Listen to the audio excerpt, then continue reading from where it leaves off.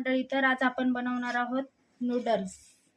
तर त्यासाठी आपण इकडे छान अशा भाज्या कापून घेतलेल्या आहेत. इकडे सिमला मिरची, कांदा, टोमॅटो, कोथिंबीर, इथे कोबी, इकडे हक्का नूडल्स मसाला, त्यानंतर इकडे सॉस ठेवलेला आहे, इकडे चायनीज चटणी.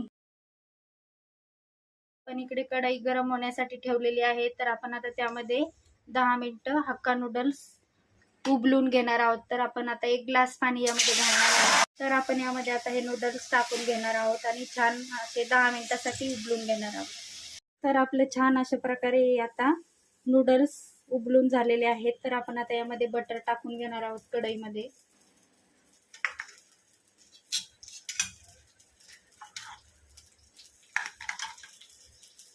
तर आपण यामध्ये आता सिमला मिरची टाकून घेणार आहोत. ती थोडीशी परतून घेणार आहोत.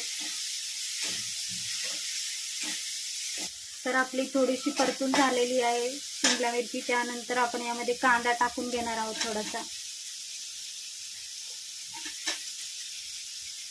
तोही छान असा परतून घेणार आहोत.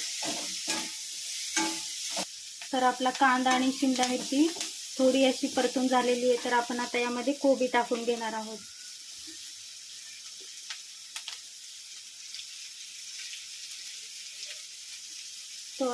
तर हे थोडंसं परतून झालेलं आहे. त्यामध्ये आता आपण टोमॅटो टाकून घेणार आहोत